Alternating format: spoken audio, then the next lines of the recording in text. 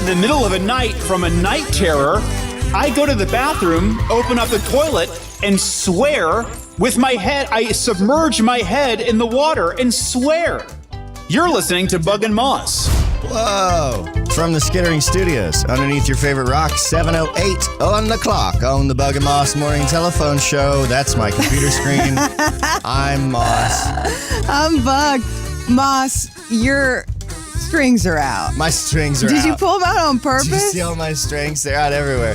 Look at my silly hat. The white balance is tough here, but I did finish knitting Moss his silly sleep hat, which I've been working on. Wanted to make it extra dumb. The shape is definitely non-Euclidean. It's a big, long hat, like you would see, like my kerchief and I in my cap had just woken up from a long winter's nap or whatever. I don't...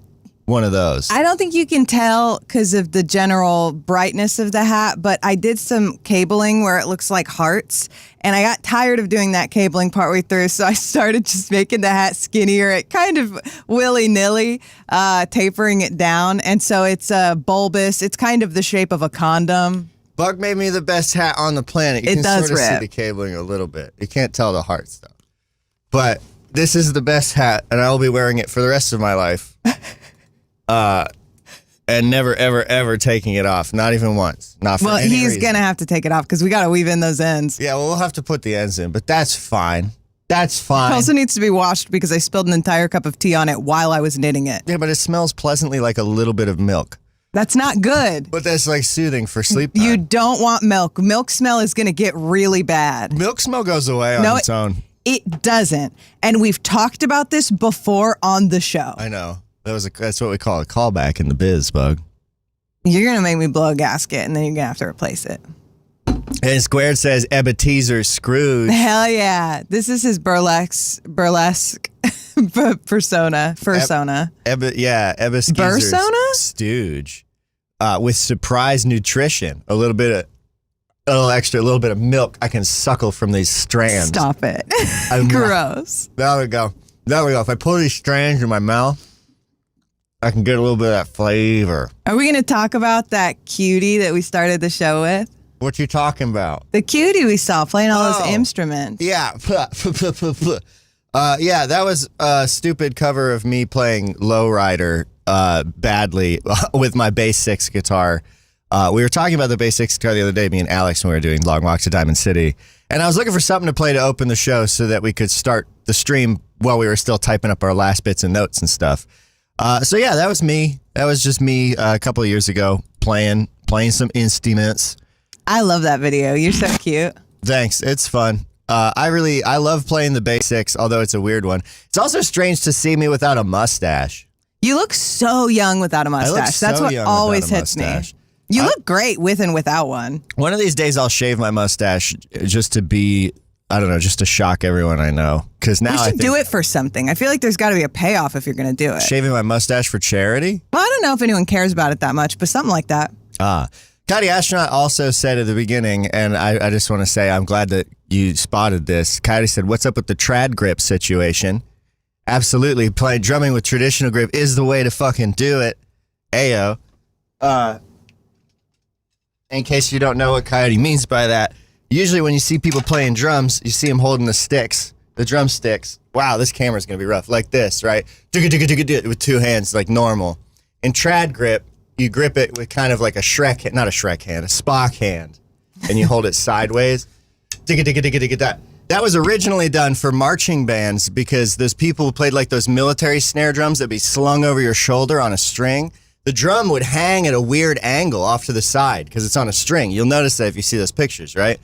And so if you're trying to drum with the normal hands, your elbow would be up in the air as you're trying to drum on this angled drum next to you. So instead, you flip it in your hand and you do the spot grip thing, and now you're drumming on this angled drum, ticka, ticka, ticka, ticka, ticka. And then we just kind of kept that as tradition. And I learned how to play drums in drumline, so the trad grip just stuck. Hell yeah. But anyway, I also like it. It's just more fun to play. You always play with trad grip? I sometimes switch. I think the other grip's called German, right? Alex and Coyote would probably know. I think those Y'all also apparently are drummers. Emily has also been learning to And drum. Emily, yeah, that's right. And Emily's also a drummer. Yeah, I think the This other is one's a drum German. heavy show. And Square said, I thought jazz nerds just wanted to look cool. I think that is it for some people. It definitely feels cooler, but it also, it just feels different. And I got so used to it because I was playing marching snare and you have to do it for that. Well, I guess you don't have to. You could play German on a marching snare, but our drumline enforced it. And so it's just really more comfortable. Yeah? Yeah. Anyway, good morning. It's 7:13. What do you have today, Keto? Me? Nothing. I'm a sleepy guy. I go to bed. I sleep in my big hat. His whole thing he brought to the show today is the hat. I brought the hat and I explained drumsticks. Well, what do you want? That's true. That's a lot. I do have some stuff today. I have a story inspired by a conversation in the Discord. I have something that George sent in for us to play. I have something that I'm going to call Wishgate. Oh. And I have a bug advice. Wishgate? Yeah. Oh, boy. Are the Patriots involved? No. Okay. Seems like the kind of thing Tom Brady would do. Can you tuck your strings in? Wish on a string. Tuck my strings in? Tuck your strings in. Why? He's very distracting. It's not distracting. You look for like a me. rejected Muppet. I do. I feel like a rejected Muppet. That's kind of like my whole thing, Bug. That's kind of my life. I can tuck it in like that. I can tuck it in behind my ear. Okay, that's fine. That's all I can really get for you. I accept. N Squared says, I woke up this morning and said, you boy, what day is it? Yeah, that's right. We also have 20 voicemails. Oh, yeah. Colin's been sending voicemails. Colin's That been is true. Voice mailing, and I'm glad. I love that. That makes me very happy. We're here for it. Yeah, 100%. Seeing a bunch of voicemails makes me stoked. If anyone ever wants to go on a tear and do that, be my fucking guest. So we got plenty of voicemails that we can dig into today, thanks to Colin. We also got one hanging out in there from George, one in there from Leonard. Emily, on the topic of drums, has said that there's German, French, and American grip, which is holding the drums in different ways, but different palms, I think. Oh. That makes sense. I assume the French grip involves putting it in your mouth and lighting the end of it on fire. Yeah, that's what I would think. Yeah, that just feels fitting. Good morning, Colin, Emily. Good morning, Matt. Good morning, N Squared. Good morning, Coyote Astronaut. Good morning, Az. Good morning, Light Bulb. And good morning, of course, to Daddy. What do you want to do first, Bug? What do you want to do first? I brought the stuff. You picked the order. Oh, I forgot most of the stuff you said. Okay, well, why don't we start with George's commercial? George's commercial. Yeah. Okay. So George sent in an email titled, Favorite Commercials, Meow Meow Bug and Moss, resident gamer here with not a gamer update. Last episode, y'all were talking about commercials. And also, I stumbled upon a YouTube video of a streamer, Doug, doing commercial bingo. It got me thinking about one of my favorite commercials. I don't know why it stuck with me, but this local car dealership commercial has been in the back of my mind for about 11 years. Maybe I'm just tickled by it. Oh, you'll see by the end. Can't go spoiling it. What are some of your favorite commercials? And then I have the commercial pulled up, although the sound was not working for me for some reason, so we'll see if it works now. Okay, I'm excited. We have... Nikki, you're a good boy, and you're Nick's mom. And by the way, I'm looking for a new car. Starting at $9,490, a Pontiac G6 for $168.07 per month with other Pontiac. new models arriving every day. Look out, Nick. I'm going home with the groceries. Mom, you can't drive the race car down the street. Bug, I think we need to put this on screen. I thought it was going to be an audio commercial. I didn't realize this is a video, and you all need to see this video. It's true. You have the link from Yeah, George. Bug, describe what we saw in the video while I pull it up for our podcast. There's a listeners. literal race car in this commercial. Hell yeah. Like a stock race car, and there's some really cute moms who I think are about to drive it. I don't know what to tell you. I think it's a commercial for a grocery store. It's a commercial for an auto sales place. Bug. Well, it's Windsor Auto Sales. We're also in a grocery. Well, Get a load of this. Oh my God. Get a load of this. Aren't you, Nikki? You're a good boy, and you're Nick's mom. And by the way, I'm looking for a new car. hell Starting yeah. at $9,490, a Pontiac G6 for $168.07 per We used to month sell with others to proper pick cars. from. New models arriving every day. Look out, Nick. I'm going home with the groceries. Mom, you can't drive the race car down the street. Mom, you forgot your groceries. Whatever. Stop, shop, and save at Windsor Auto Sales. Incredible acting. Incredible everything. It's like the best commercial ever. It's perfect. Mom, you ran away without the groceries. Yeah, and yeah, exactly. N Squared says, I love the writing to set her up as Nick's mom. Yeah, in case we don't know. That grocery store scene, yeah. Oh, and you're Nick's mom. It's so good. It reminded me of every ad I had to do at the radio. Or not every ad, but there's like a lot of those kinds of radio ads. But I think there is something so important about being in your own commercial, and I love people showing up and doing it. It's so good. It's like community theater. There is a magic to it that cannot be replicated, and that is why I think we should always do it. The kind of bad local commercial is a staple of culture that I would be so sad to lose. Well, and I don't think we ever will lose it because there's something that, we're all clearly nostalgic for it. And it's inherent to drawing people to your business that is a part of their community. If we're talking about ads again, I have to take the hat off because I can't hear anything in the headphones. That's fair. If we're talking about commercials, I'll play one more of mine, not to be too self-indulgent, but I want to play the first commercial I ever did that got an award. Because we broke some rules that I try now to follow in commercials that I make. The first time that we ever won an award was a complete surprise. I was approached by my friend and salesperson Sherry Mativier in the radio station, and she was like, "Hey, I wrote a rap. I want you to rap it." And I was like, "Over what beat?" She was like, "I don't know, just do it." And so I took it home. I called up Tucker. We got in the studio and we recorded the rap that she wrote for Fran's Auto Body, and it came out like this.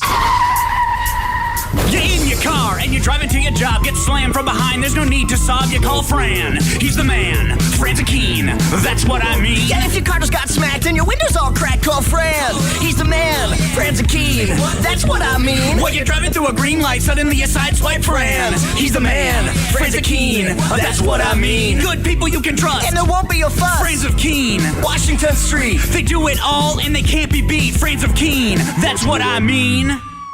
You'll notice two huge sins right away. The sound of screeching tires, a car accident, and then a fucking siren at the end. All things you should not put in a radio commercial. I will say, though, I find those things really distracting when I hear them in music, but none of those particularly hit me. It was so obviously a commercial the whole time. Like, I think it was where they were placed, because that gets me all the time just in music that I'm listening to while I'm driving, but it's usually subtler in music, and this had that sort of safe auto stink where you're like, this is an ad. It's so fucking cheesy. It was so fun.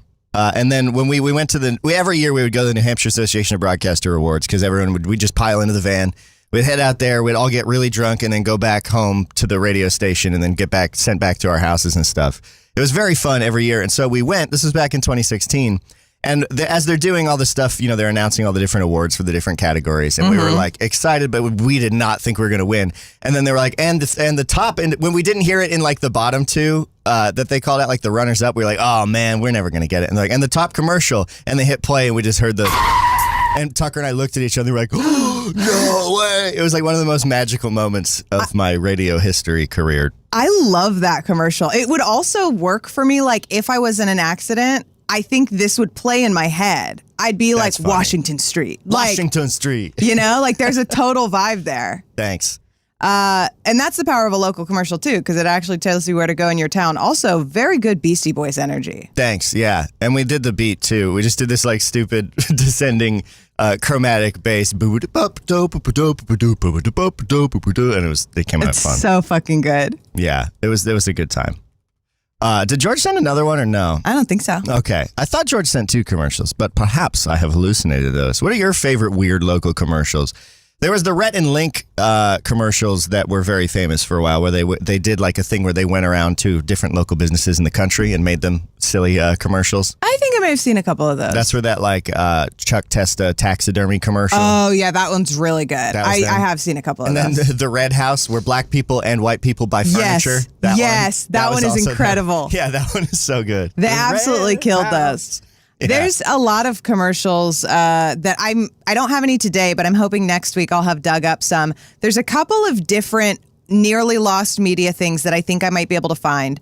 My hometown briefly had an amusement park. Oh, yeah? Called Spring Mills that I only went to when I was very little because my dad won tickets from work. And I have this very vague memory of it. And then it was shut down for the rest of my life. So that's a commercial I want to dig up. And then there's the Comcast ladies. So I'm going to do some research. Oh, yeah, that's awesome. And Squared said there was a jeweler dude here that had one of the most annoying songs/jingles in his ads. I'm the cash man. Give you money for your gold. Oh, yeah. Hell yeah. I don't know if that's how that goes. Colin said not local, but this one is like an AO3 lesbian lovers ad. Let's go ahead and get that up on screen. Hi, welcome to McDonald's drive-thru. Hi, isang cheeseburger, please. With large fries and drink na po ba? A la carte lang. Thank you. The person skating through the drive-thru. And eating while they skateboard. Hi, isang medium fries, please. Going back through the drive-thru on the skateboard. Thanks ulit. This is the coolest person I've ever seen do anything. Large iced coffee original, please. Yes, bitch. Nauuhaw ako eh.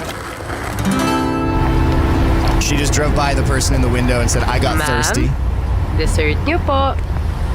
Hot. What? And then the person from the drive-thru window just rocked up and handed her an ice cream cone and said, and here's your dessert. Funimation will tell you they were cousins.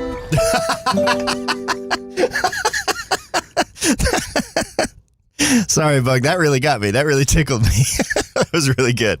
Thank you. I think we have to break this tradition of you genuinely laughing at things I say and then apologizing as though it is very rare. No, I just meant I just keep laughing is the thing. I couldn't think of anything funny to add Sorry, to that it. just actually was really funny. No, I meant sorry that I just kept I laughing. know, I'm just teasing you, hat boy. Kaya said just gals being pals.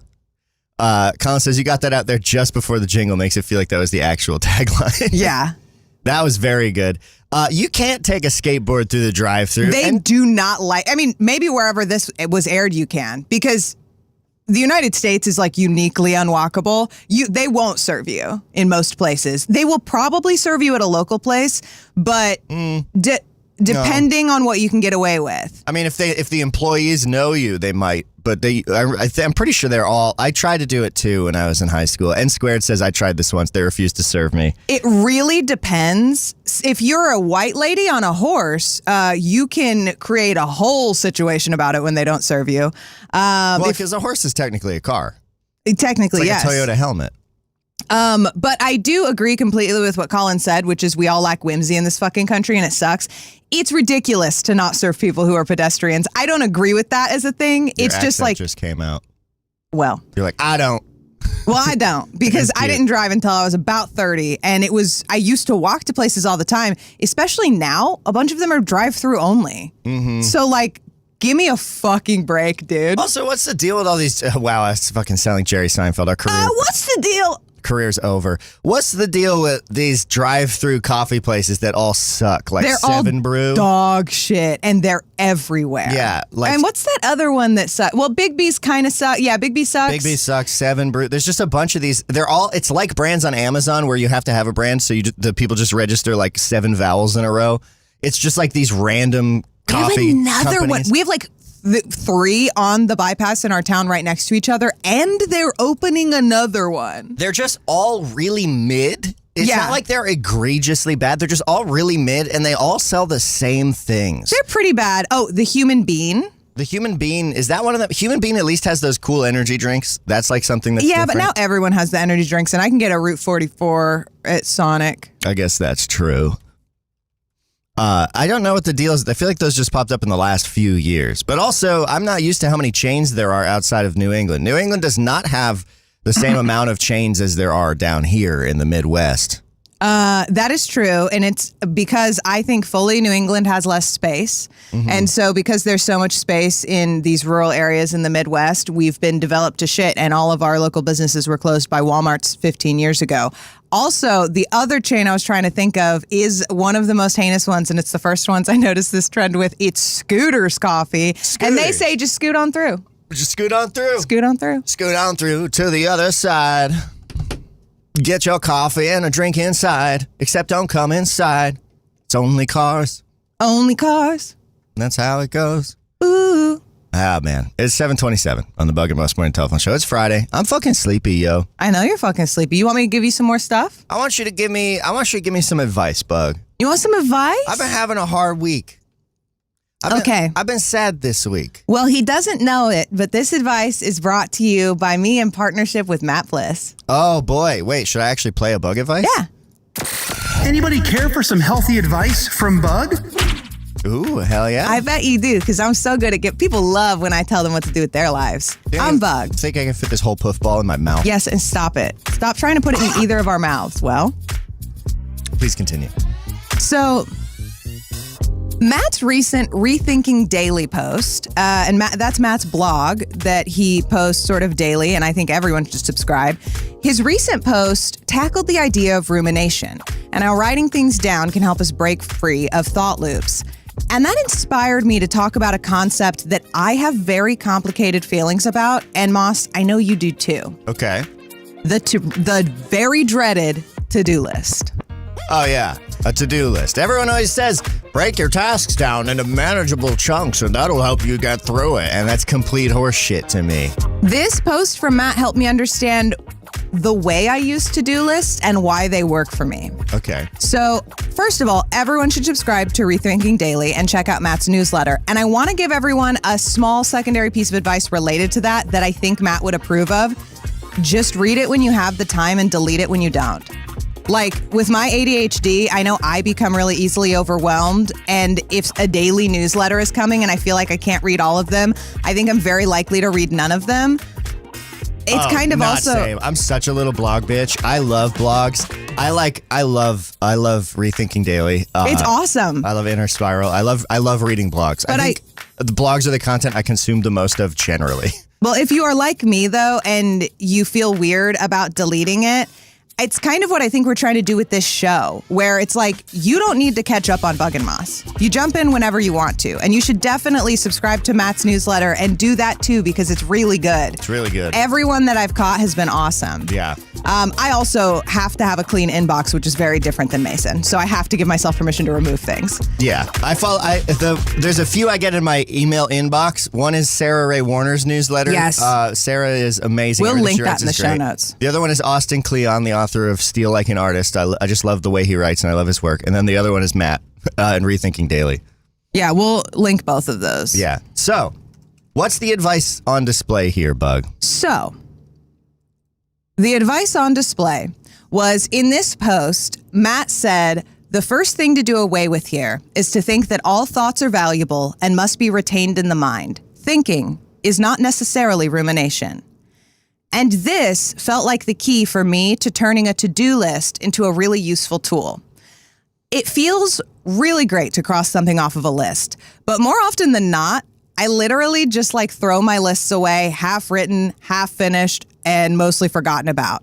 I consolidate to new lists, or I throw away literally an entire pile of half-written lists without even looking to see if there's anything important in there. I don't need to go looking for stress and anxiety. It will find me. But as I write down the important events, I write down really important things or events I need to remember in my planner. I have a separate place for that. My lists function kind of exactly as Matt is describing in his newsletter. They're a way to take all these thoughts I'm trying to hold on to and externalize them, and then I move on. I don't need to tackle the list right away. I don't write the list to be right, time to get started. I write it so I can stop thinking, remember this, don't forget to do this, remember this. And I find that it really works for me, even though it sounds sort of counterproductive. And the list is usually only useful to me as long as it's visible on the top layer of papers on my desk. And then I just kind of throw it away if it stops having been visible for a couple of days. I think there's no one-size-fits-all prescription for how to practice this idea, but I wanted to share this perspective because I've had a very long relationship with lists and putting my thoughts down on paper. Something that Matt talks about is how writing on paper is different for our brains than writing digitally. And I think finding ways for that to work for us is just really useful as a tool. So you're saying that you use to-do lists more like a scratch pad rather than a prescriptive thing? Yeah. I don't know that that will help me. I do that on the desk, right? We have a whiteboard desk, which is honestly one of the best investments. And I jot down things I don't want to forget on there. My problem with to-do lists is that if I have a task I'm overwhelmed by, say making a video for Wicked Interesting, my to-do list is going to be shoot video, edit video, post video, tell people about video.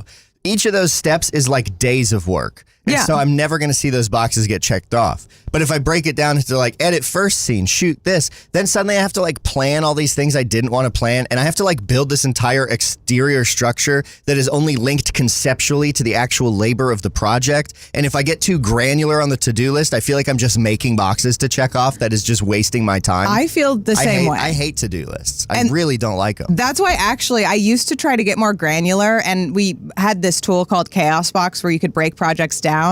But I have to break projects down in a different way that isn't usually the same every time. And so I usually just write the item on my to-do list unless there are several steps that I've already developed just through time. And sometimes I do a thing where I'll write something down, and if it's going to take a long time, every period of time I work on it, I just put an X next to it.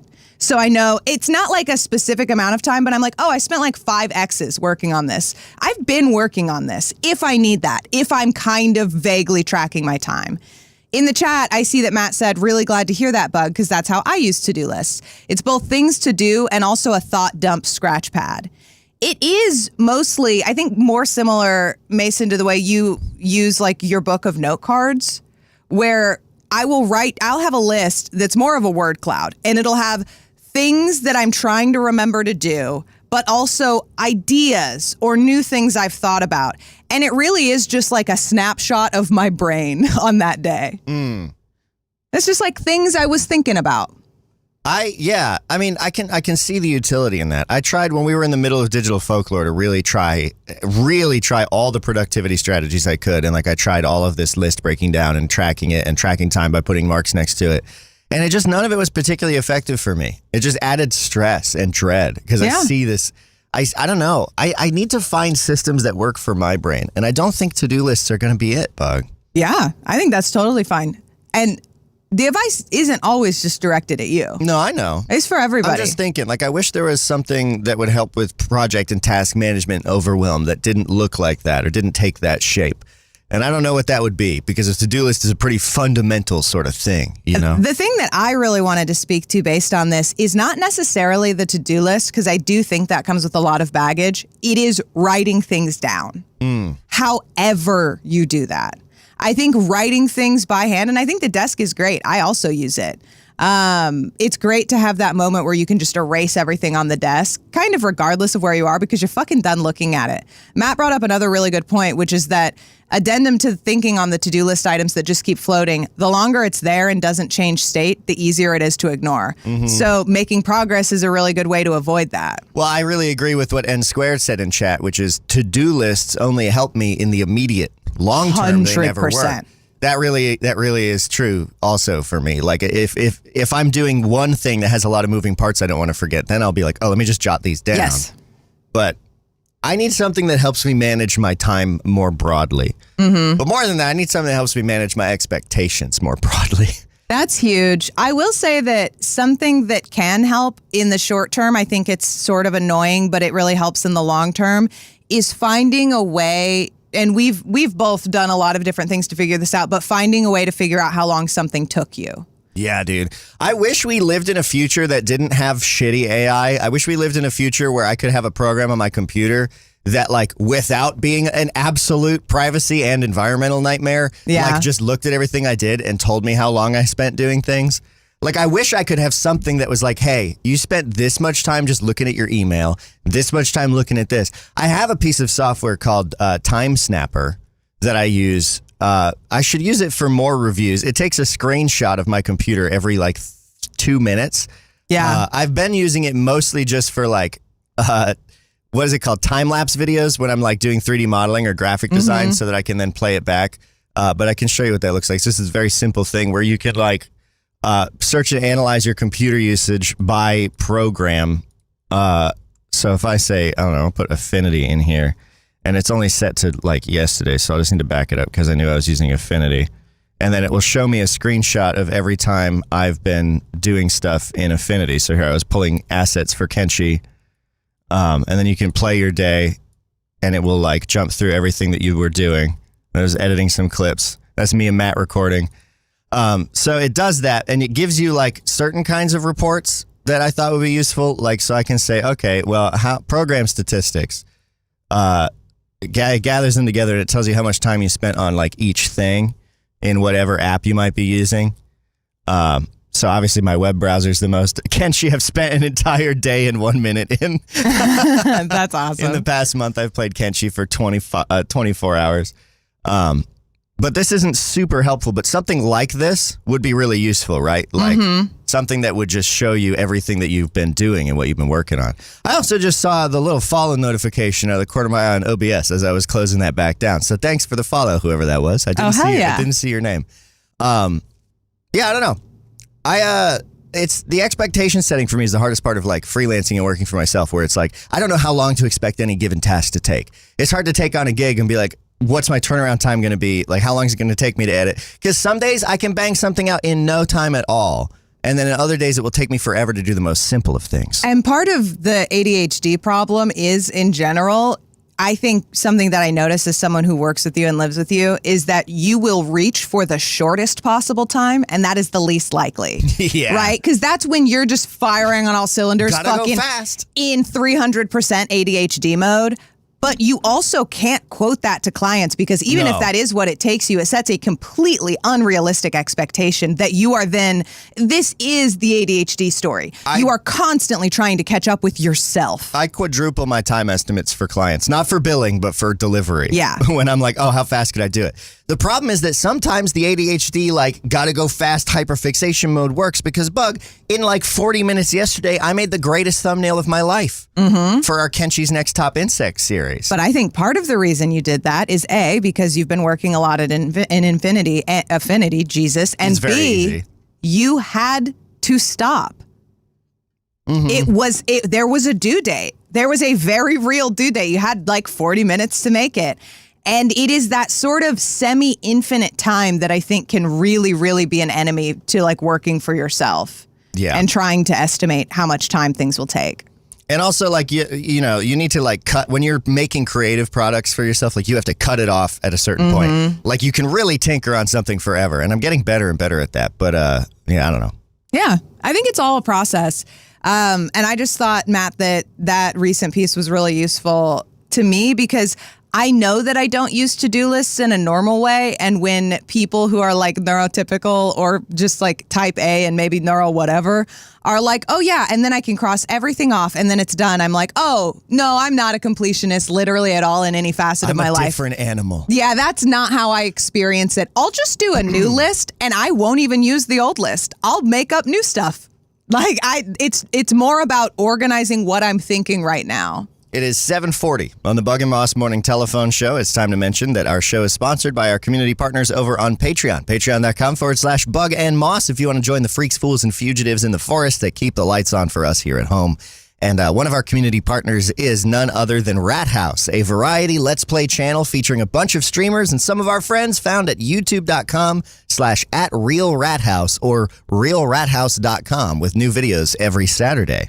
We're also sponsored by Brippy151, a Pokemon Challenge YouTube channel where the main goal currently is to beat the Gen 1 game Pokemon Yellow in a solo challenge with all 151 Pokedex entries. Although Brippy151 has also done some Gen 2 and Gen 3 videos too. YouTube.com/@Brippy151. And also a quick reminder to purchase Eva Mae Morin's debut novel, Check You Out, which just came out August 25th. It's now available from her website, EvaMaeMorin.com, if you want a signed copy, or you can order it from Amazon. It is a delightful romance book, a kissing book, as dubbed by Eva Mae Morin herself, and it's very good. Once everyone gets their copy, should we do like a little book club? We could do a little book club. club. Let's do a little book club. That would be cute. We should all talk about it. I'd like that. I think that would be fun. Hey, Bug. Yeah? Why don't we go ahead and turn our attention to the phones? Okay. 848-667-7284 or just dial 848-MOSS-BUG if you want to leave us a voicemail. This one came to us from Leonard, the Mountain King. Hell yeah. Oh, sorry about saying your name like that, Leonard. I almost just passed away. Hello, Bug and Moss. Following the recent episode where you guys were discussing good storytellers, and also coming from an incident I had the other day where I was doing a delivery, and this guy, the receiver, decided during the delivery that he felt the need to tell me all about getting a vasectomy and a divorce and a life path with his 4 children. I was reflecting on that and realizing that I've been something of a magnet for people to tell me all sorts of crazy shit about themselves for absolutely no reason. Oh, yeah. Despite my demeanor, apparently I'm a warm and welcoming and inviting looking kind of guy for people to spout absolute insanity at me. That guy's story wasn't insanity. It was just insane that he decided to tell me that. And that got me wondering, do you guys have any standout stories or moments of people doing things like that? You know, I've always wondered if it's just an experience that I have, that people will spill their entire life story out for no reason. There's been moments where it's led to some pretty funny things. And so I was curious to see if you guys have had any similar experience. All right. But yeah. So Leonard, you and Bug share this thing, although it's funnier on you, Leonard, where Leonard is like, you always portray yourself as this like grumpy, like evil force in the world, and people are just like talking at you.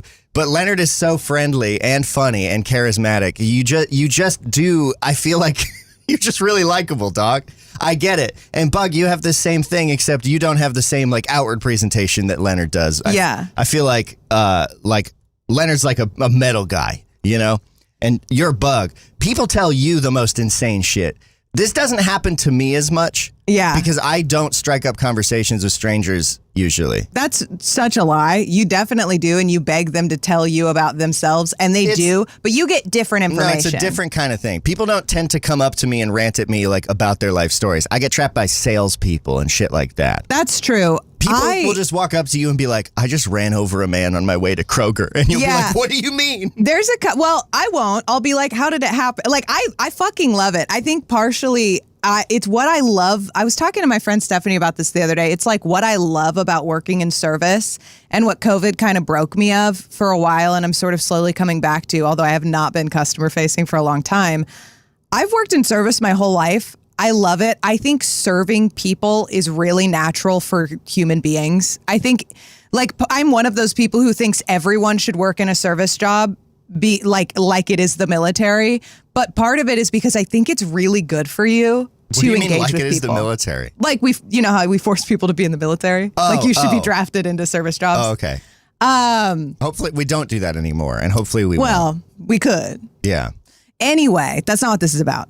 What this is about is, I've had some really crazy stories. Some on the sad end, but I don't know. When I'm at work, I'm at work. So I used to work at this like specialty wine and cheese shop.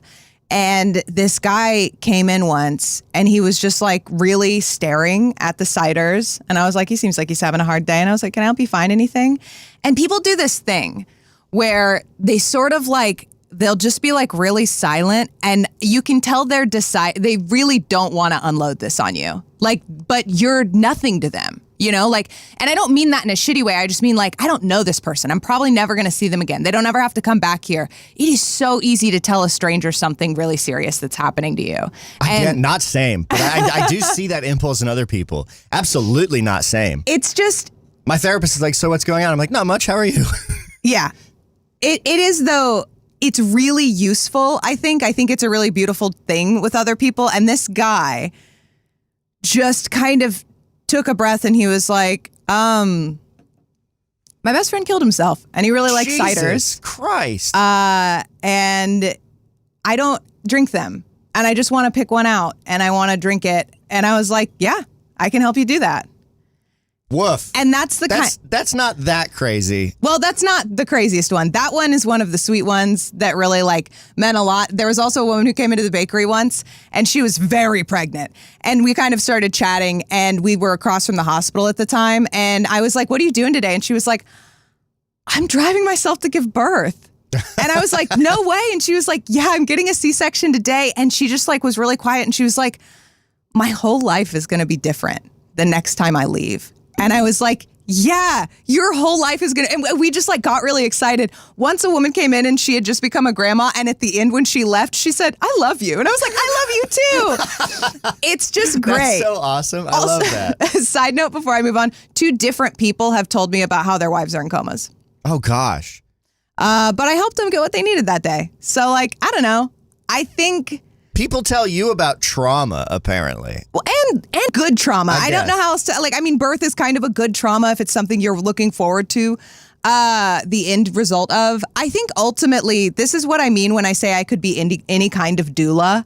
I really enjoy this. I thought for a little bit about going to divinity school and becoming a whatchamacallit? Divine? No. A goddess? No, that's when I start my cult. Like you can like be with people as they're like dying or grieving or whatever. It's not like a cleric. It's something like that. You don't paladin? You don't necessarily have to be. I'm not really religious, but I am someone who like being a death doula, like Matt Bliss said. Like I really thought about that, like sitting with people. Chaplain, thank you, light bulb, a chaplain.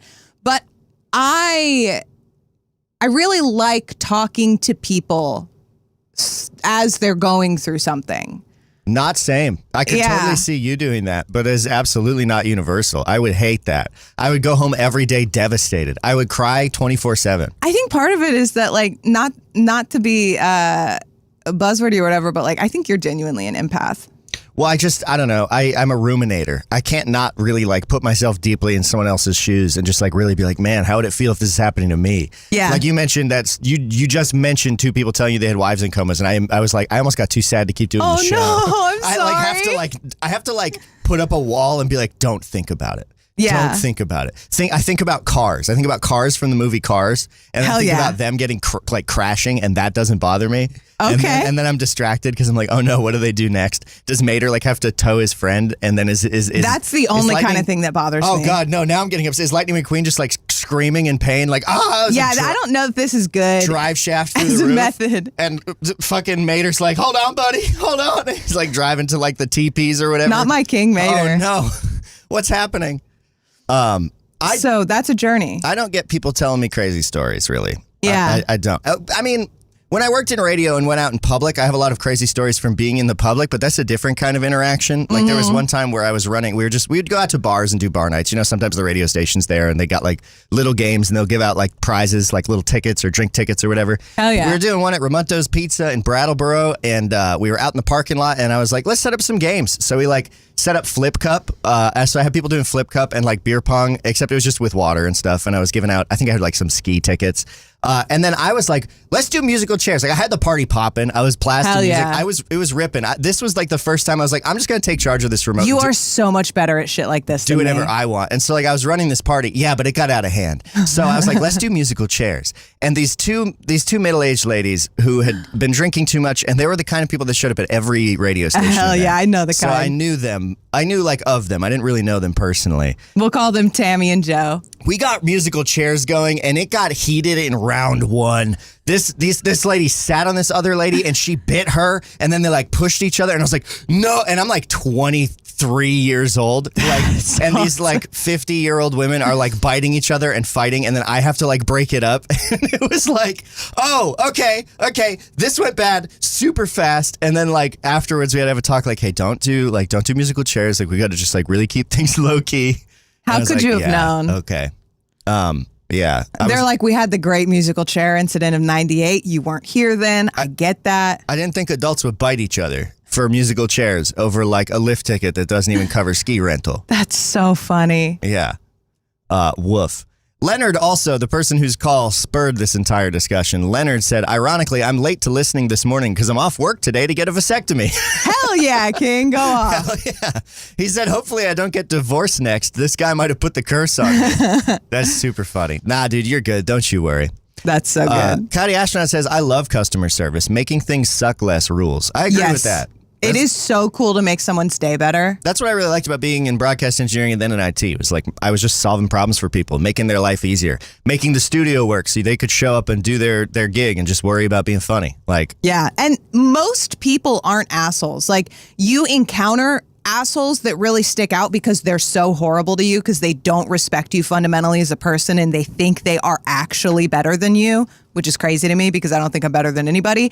But that is 1% of people.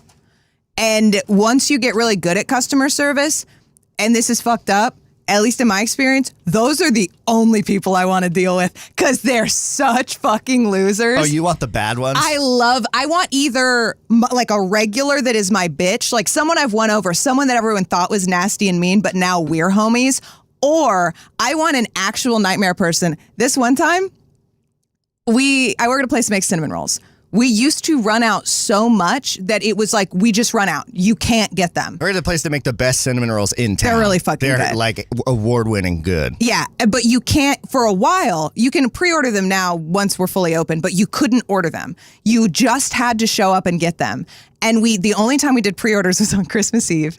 And oh my God, this one time we like posted about the way we were doing orders. We did everything. Everything had been fulfilled. It was not a nightmare day. Like everything was good. We filled the orders we had. It was all cool. But there's always some fucking people that decide they did something they didn't do. This woman tried to come in. She saw our sign outside. And I watched her begin to throw a tantrum outside from like inside behind the window. And I saw the owner of the bakery at the time, my friend Daniel, was like, oh, and I was like, Daniel, excuse me, I got this. And I went out and I was like, hey, can I help you? And she's literal tears in her eyes. She's like, you said on Instagram that you'd be making cinnamon rolls every hour on the hour. And I was like, and then we run out. And she was like, but you said every hour on the hour. And I was like, yes. Oh my God. But we sold all of the dough. And she stomped her feet and threw a tantrum. And it was awesome. One of the best days of my life. Oh my gosh. That's wild. Yeah, people are crazy. Stomping your feet and throwing a tantrum because the place sold out of cinnamon rolls. That's person really wanted a cinnamon roll. And again, these are really rare. They sound crazy. They got really bad during COVID when I was working somewhere. People were really heinous to me, and it actually kind of broke my spirit. People who used to be really nice to me became super, super cruel. But on a funnier note, I got into a screaming match with a guy at the same place over the same fucking cinnamon rolls. He got some that day also, but he didn't get as many as he wanted. And he did this thing that drives me fucking crazy. You know when a grown man is talking down to you? Yeah. And he was doing that thing. It's like my dad always says, he hates it when people poke him in the center of the chest. This guy was, this guy was verbally doing that. And he was just like real quiet. He was like, you know, you guys really should make more. And every employee, I think at the same time, snapped. And we just said, we didn't say, oh, never heard that before. But we basically said that. And then he started screaming at us like, who's the owner here? And it was so funny. That's ridiculous. It was wild because I've never yelled at a customer. Like this person was just so insidious that it escalated in like no time at all. It was crazy. People are fucking insane about cinnamon rolls. When I worked at a grocery store, okay, well, actually first, Az in chat, who is 2 hours late to work. Hell yeah, Az said, I just realized I'm 2 hours late to work as I got in the car to go to work. Been there. Thought I had to be in at 8. Nope, 6. Go off, Queen. Take your time. You're already late. Grab a coffee. And then she said, during COVID, I had a guy cough on me because I wouldn't sell him cigarettes without his ID. This is real. This is the way that people behaved. And when you were a service worker, and I worked kind of at a similar place. This is when I worked at the wine and cheese store. So we were open every day except for the 2 weeks we all had COVID.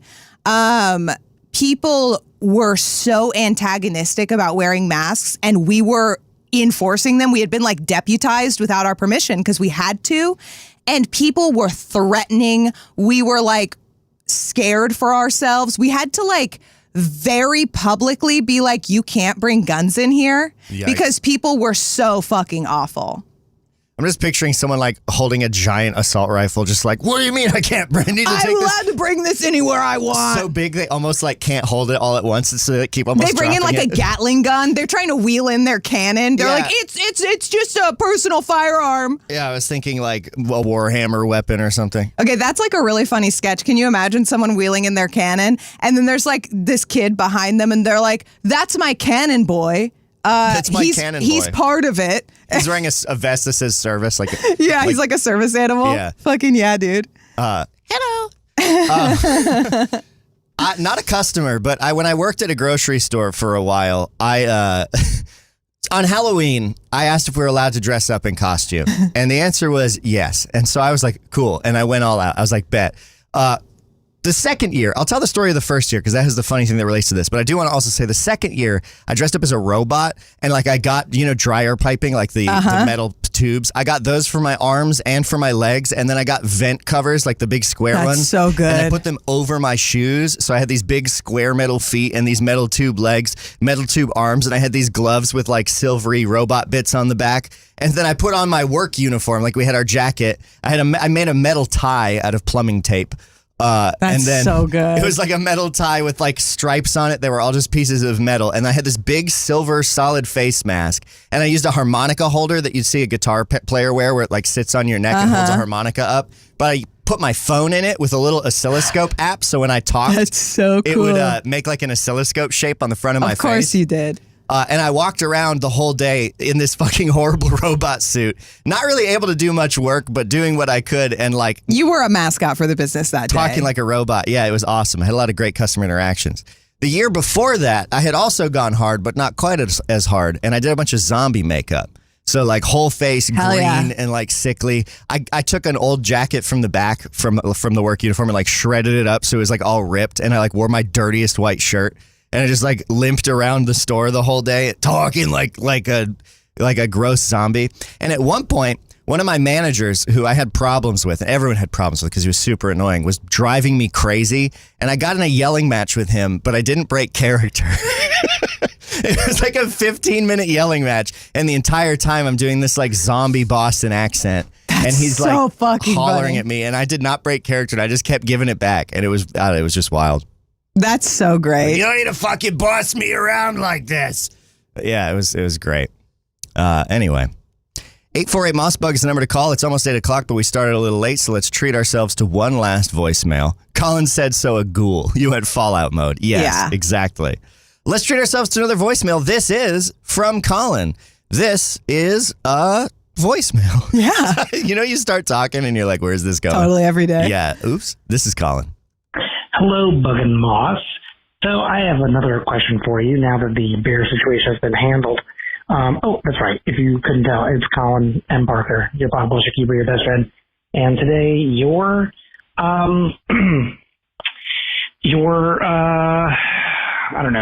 pool boy. Colin's out of order. Spoiler. Oh, there is one right below this. Oops. Okay, hang on. Pretend that didn't happen. Flip it and reverse it. Here's Colin. Okay. For me, there was no beep. So I do apologize for how long that was, however long it was. Hey, if you can, if you couldn't tell, it's me. It's Colin. Can you pause it? How are you? Yeah. From up until this point, my headcanon is that you're calling an ex you want to get back together with. There was no beep. Anyway, it's me. If you couldn't tell. No big deal. No big deal that there's no beep. Listen, I've changed. I know I used to get mad about stuff like that, like there not being a beep. I don't even care. Like, I didn't even care. And then like partway through, you're like, it's kind of crazy. It didn't beep though, right? Like that's so fucking weird. If you get a chance, like, could you like maybe look at the beep? Yeah, maybe. Is there someone you could call to fix it? Okay, let's continue. Hey, I have a question for you. And that question is if there was a bear just like in your living room, what would you do? How would you handle that? What would you even begin to think or say or do? Who would you call? Certainly not Ghostbusters. They don't know what to do with bears.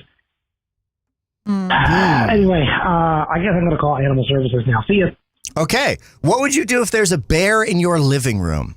Right now. Depends on the kind of bear. If it's a grizzly bear, I guess I'll die.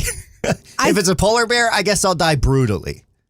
I think the real answer is close the door. Well, I think there's a real answer here, and it points to a structural problem with the apartment the apartment that we inhabit. Yeah. And that is that there is a single easy point of egress. It's past the bear. And it would be past the bear. We have to go through that room, past the bear, and down the stairs to leave this apartment. And the other way out is out the window to my left, which is a drop onto the street of one story. There's an awning.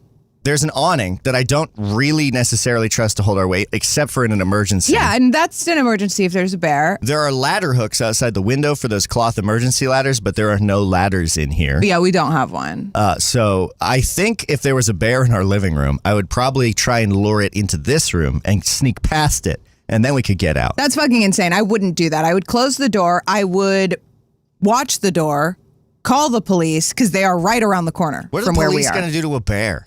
I don't know. That's not my business because I will crawl out the window.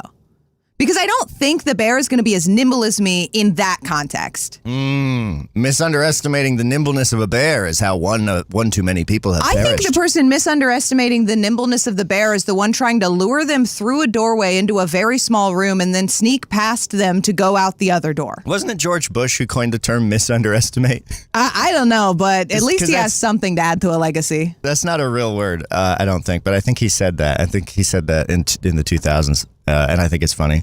I gotta be real. It does suck that they would shoot the bear, and that's hard. Colin says they'd shoot it for sure, unless it was a polar bear.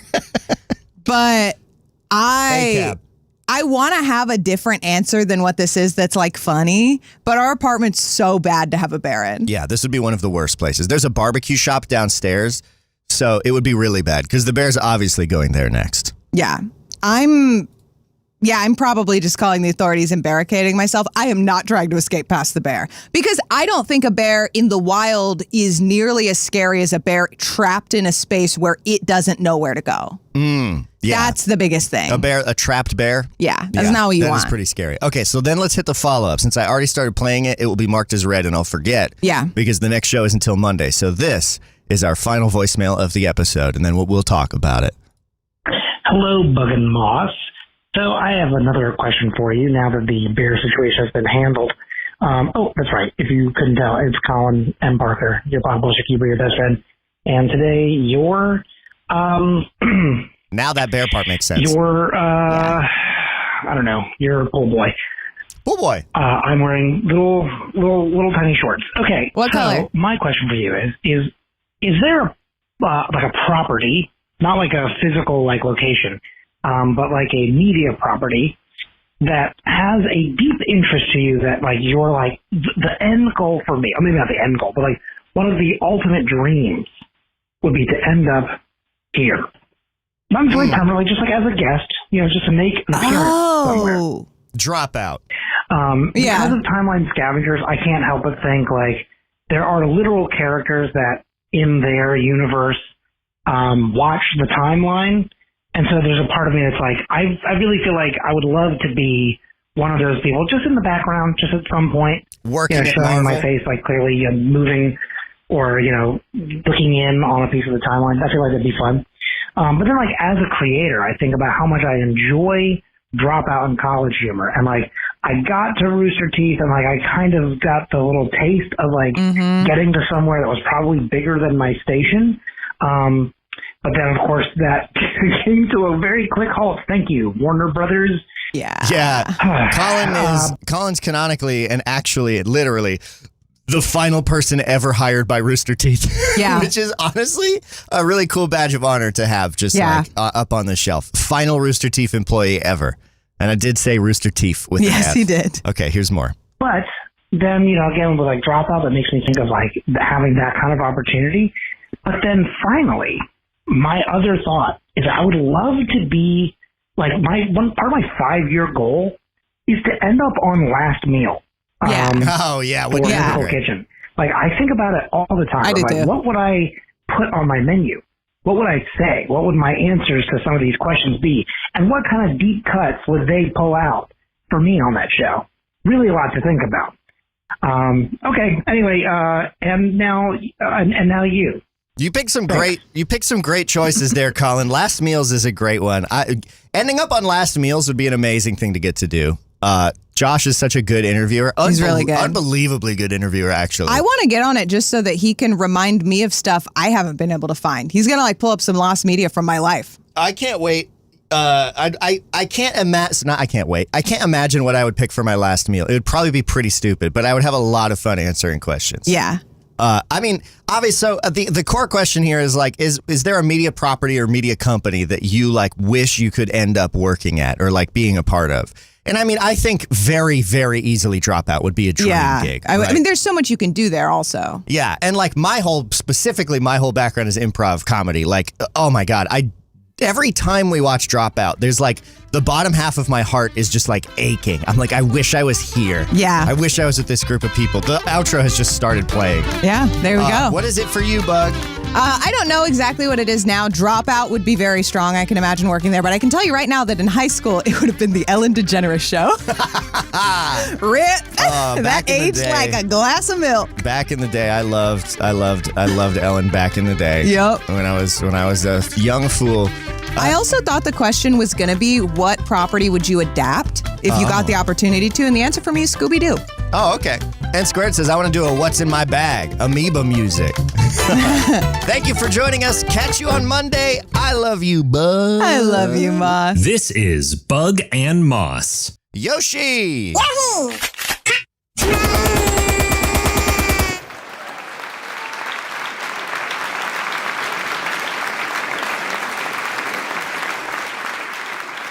Have a great weekend, y'all. Thank you for spending time with us.